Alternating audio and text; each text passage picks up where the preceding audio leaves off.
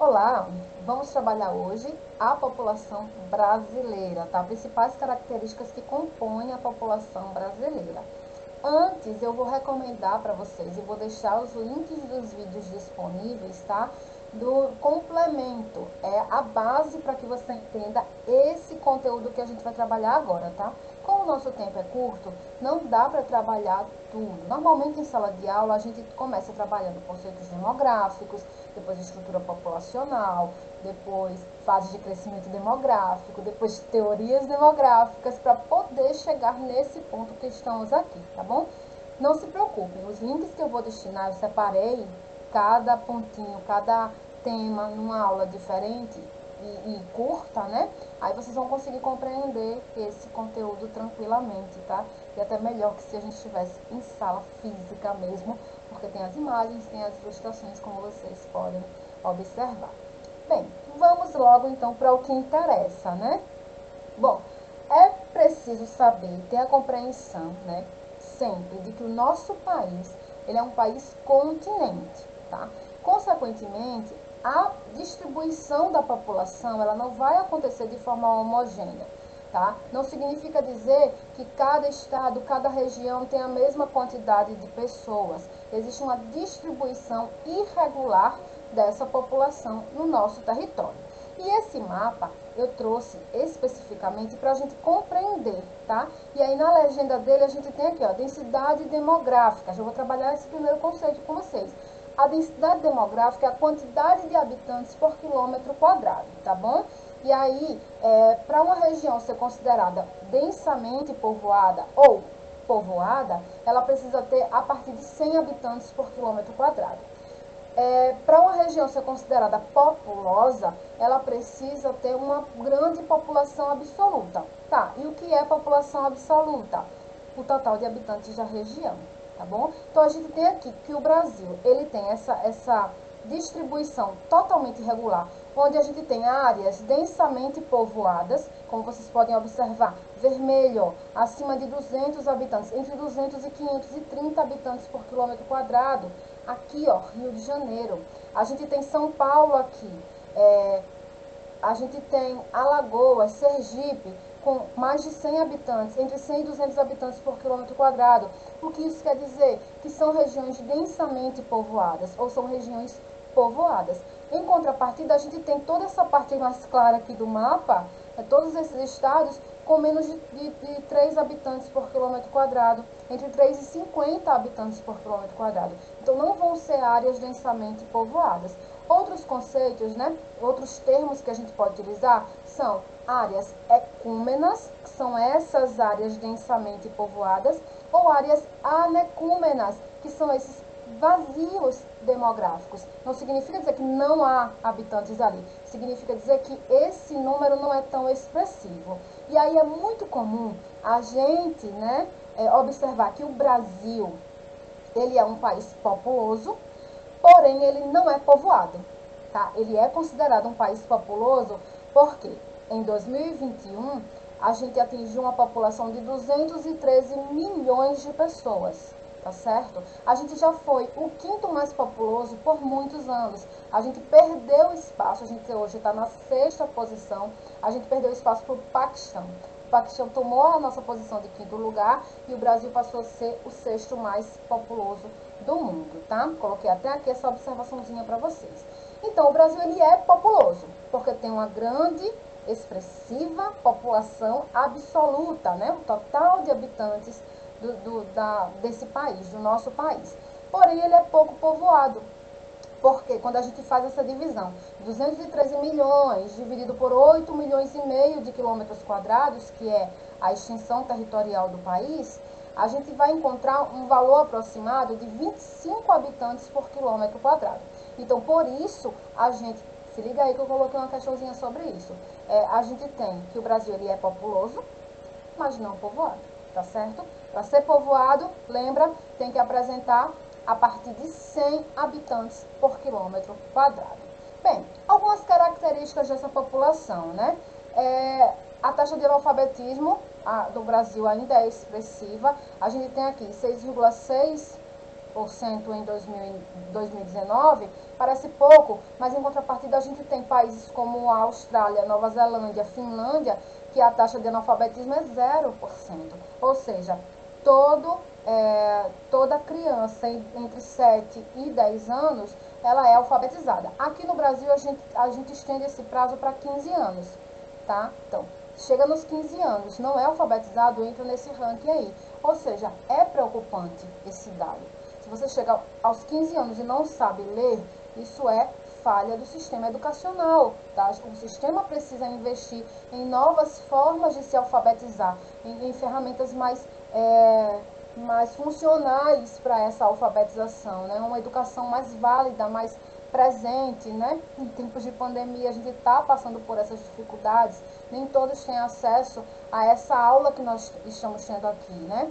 É um privilégio vocês terem acesso a esse tipo de aula e a gente poder chegar perto de vocês sem o risco de se contaminar, por exemplo, e sem prejudicar no conteúdo. Mas a alfabetização, nesse momento, ela realmente é mais difícil, né? Sem esse contato presencial com o professor. Enfim, quando a gente fala de outros indicadores sociais, que eu vou explicar na aula que vocês vão assistir sobre conceitos demográficos, a gente tem dois importantes para analisar a população também, que é a taxa de fecundidade. A taxa de fecundidade é a quantidade de filhos por mulher. É uma média, gente. Não significa dizer que toda mulher tem 1,77 filhos. Não. Até porque não existe 0,77, né? Ou é um ou é nenhum.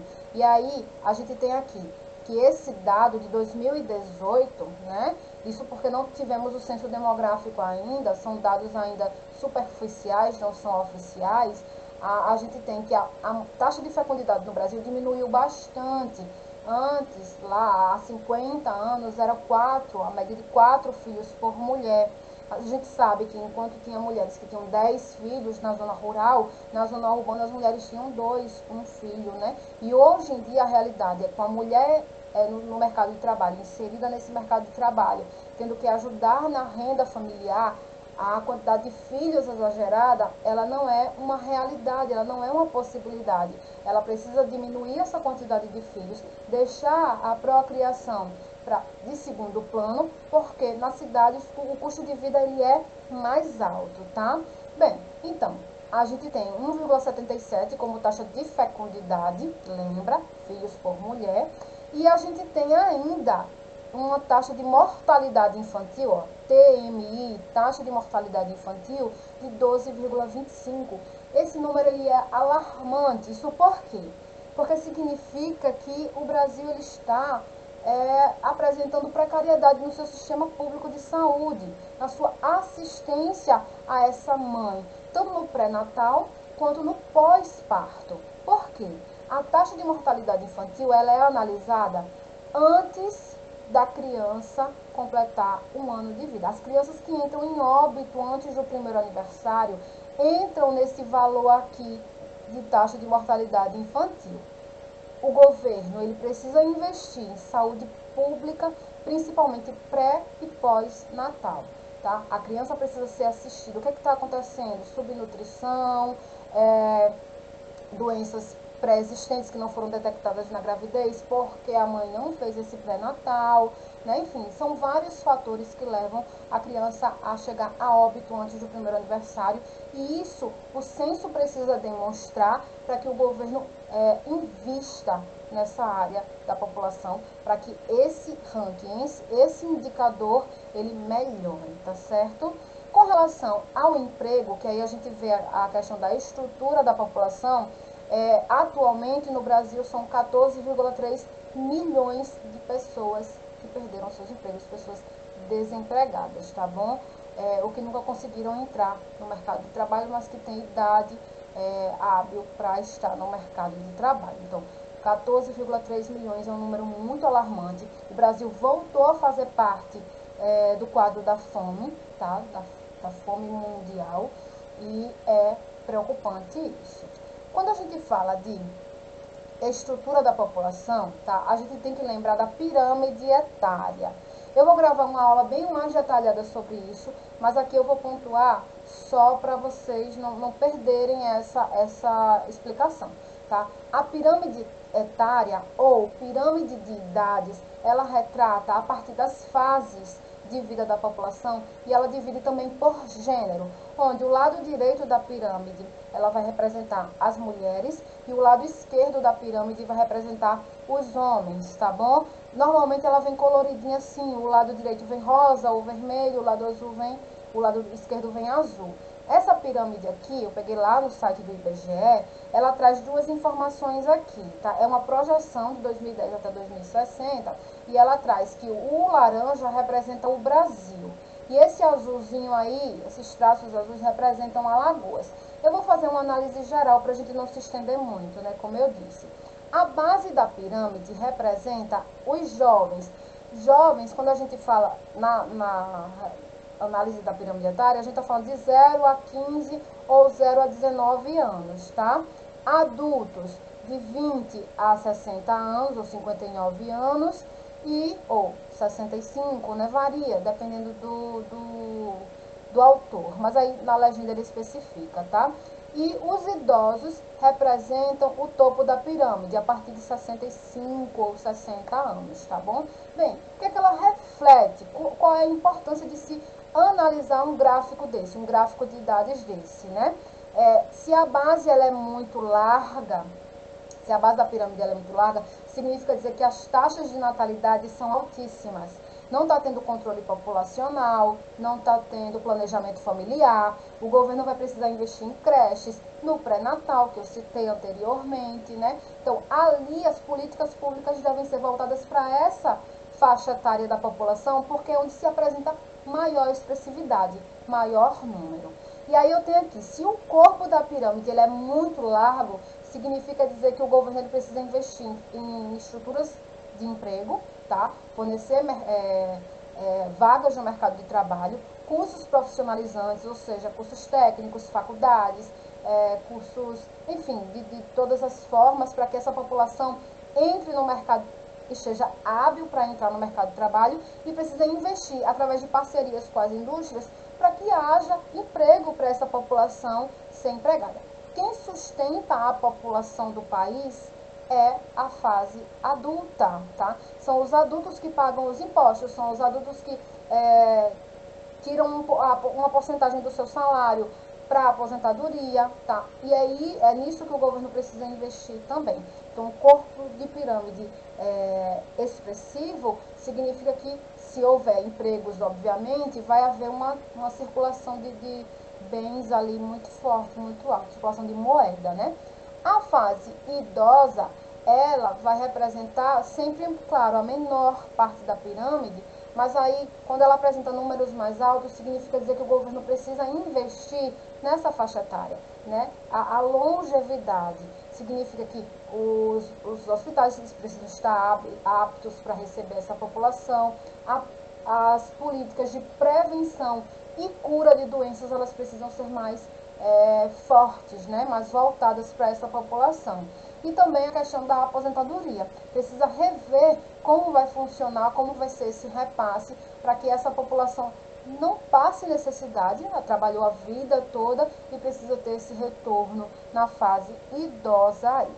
Em linhas gerais, a pirâmide etária ela traz essa concepção da estrutura geográfica, estrutura demográfica, e a partir dela a gente vai conseguir analisar outras questões, como a população que está empregada, que é a população economicamente ativa, a população economicamente inativa, que vai fazer parte dessa área aqui, os idosos e os jovens, né, são os inativos, tá bom? Eles não trabalham, porque não estão em idade de trabalhar, e os idosos porque já trabalharam e precisam se aposentar, tá?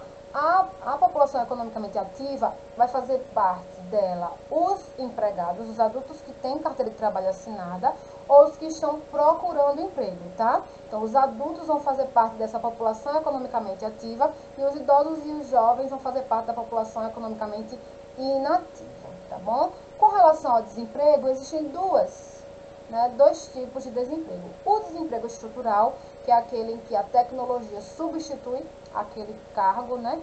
E aí a pessoa é mandada embora porque não tem o que fazer naquela empresa. A exemplo dos cobradores de ônibus, né? Cada vez mais as máquinas estão substituindo, né?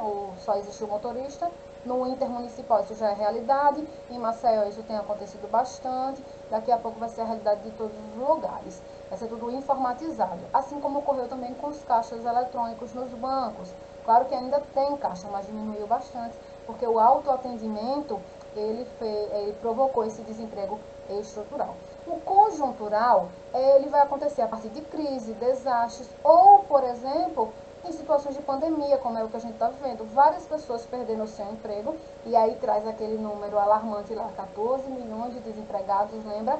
Porque muitas empresas, muitas lojas, muitos ambientes tiveram que fechar suas portas ou cortar seus custos, e aí provocou a demissão. Esse é um tipo de desemprego conjuntural. Bom, eu queria ter dado 10 minutos, a aula já está em 15. É muita coisa que eu preciso falar para vocês. O assunto é muito extenso. Assistam aos outros vídeos para aprofundar melhor sobre o conteúdo, tá bom? Encontro vocês lá no Meet para tirar as dúvidas, complementar, porque eu não falei aqui, e ajudar vocês a responderem as questões, tá bom? Um beijo. Eu me empolgo falando com vocês e até a próxima.